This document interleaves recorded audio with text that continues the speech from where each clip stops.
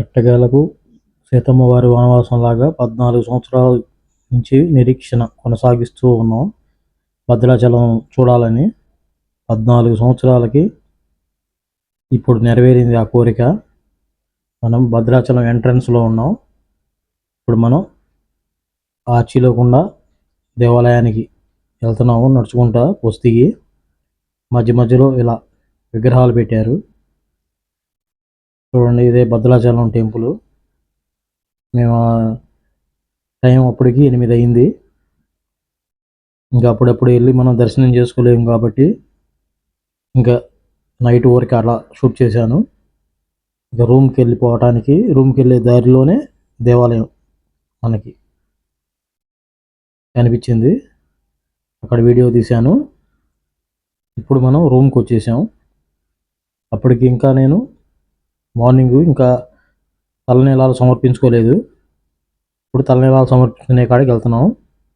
ఇది వచ్చేసేటప్పటికి ఇదే భద్రాచలం గోదావరి ఆనకట్ట. మనం తలనీలాలు సమర్పించాలంటే భద్రాచలం మనం అక్కడే ఆనకట్ట దగ్గరే ఉంటుంది తలనీలాలు సమర్పించుకోవడానికి కళ్యాణకట్ట. ఇప్పుడు మన తలనీలాలు సమర్పించుకోవడానికి రూమ్ దగ్గర నుంచి వెళ్తున్నాను నేను. ఇప్పుడు మనం ఇది కళ్యాణకట్ట ఇది గోదావరి నదిలో ఉంటుంది. ఈరోజు ఫ్రీగా ఉంది. ఈరోజు ఏంటంటే శనివారం ఫ్రీగా ఉంది. చూడండి తలనీలాలు సమర్పించుకున్నాను రాముల వారికి. ఇదే కళ్యాణకట్ట. ఇది పుష్కరాలు పడితే ఇంకా బ్రహ్మాండంగా బీభత్సంగా ఉంటుంది అనుకుంటా. బాగా జనంతో నిండిపోయి కళకళలాడుతూ ఉంటుంది. ఇక్కడ వచ్చేసేటప్పటికి తలనీలాలు సమర్పించుకోవడానికి 50 రూపాయలు తీసుకున్నారు. అక్కడ బోర్డు మీద కూడా రాశారు. ఇక లోపల వాళ్ళు కామన్గా తీసుకుంటారు. చూడండి గోదావరిలో వాటర్ చాలా ఏమీ లేదు, అంత ఫ్రీగా ఉంది. ఆడో కనిపిస్తున్నాయి నీటి జాడలు. గోదావరి వర్షాకాలం అయితే పొంగుతుంటుంది గోదావరి తల్లి. అప్పుడు చూడాలి ఆ సమయంలో మనం. ఇప్పుడు ఏంటంటే ఎండాకాలం కాబట్టి వాటర్ అంతంత మాత్రంగానే ఉన్నాయి. ఇది మనం ఎంట్రన్స్ రాముల వారిని దర్శించుకోవడానికి. ఇది శ్రీరామనవమికి వేసిన పందిళ్ళు. చాలా రోజులు అవడం వల్ల తాటాకులు అవన్నీ ఎండిపోయినాయి. గుడి ఆలయం ముందు ఉన్నాయి ఇవన్నీ కింద పందిళ్ళు.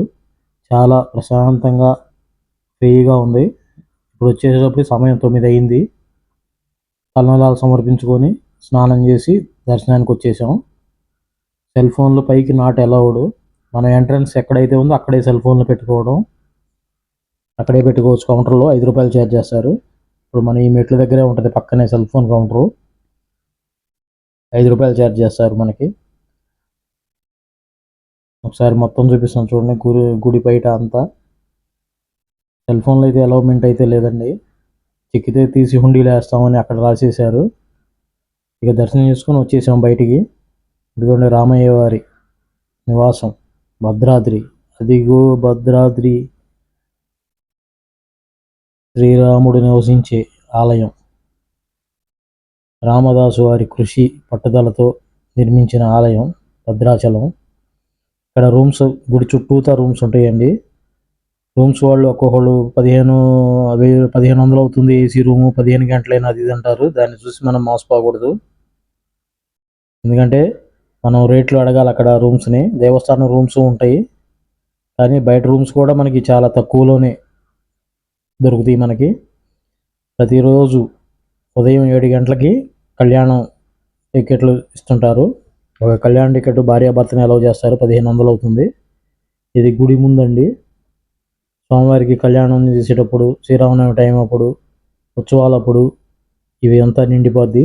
అది ఎప్పుడు స్వామివారి గుడి ముందే స్టేజ్ లాగా కట్టేశారు. అది కీ లైన్లతో. ఈ గుడి ముందు మనం దిగి వచ్చేటప్పుడు గుర్రాలను పెట్టారని ఇట్లా ఫోటో సెషన్కి. ఈ లడ్లు తీసుకొచ్చే తూర్పు వైపు ద్వారం ఇది.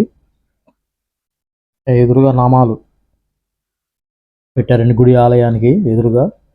ఇప్పుడు మనం చూపించేది తూర్పు వైపు వాకిలి అండి ఇది. మనం దిగి వచ్చేటప్పుడు దర్శనం చేసుకొని కిందకు వచ్చేటప్పుడు ఈ వాకిలి గుండా వస్తాం. ఇక్కడే లడ్లు అమ్ముతారు. స్వామివారి ప్రసాదం లడ్లు పులిహార అవన్నీ ఇక్కడే ఇస్తారు. ఇదిగోండి ప్రసాదం కౌంటరు. చాలా ప్రశాంతమైన వాతావరణం అండి. చాలా చక్కగా ఉంటుంది. వీలు చూసుకొని ఒక్కసారైనా రాముల వారిని దర్శించుకోండి. మన కష్టాలు, మన బాధలు అన్నీ తొలగిపోతాయని ఒక నమ్మకం ఆయన దగ్గరికి వెళ్తే. ఎందుకంటే ఆయన ఆల్రెడీ వనవాసం చేస్తున్నాడు కాబట్టి మన కష్టాలని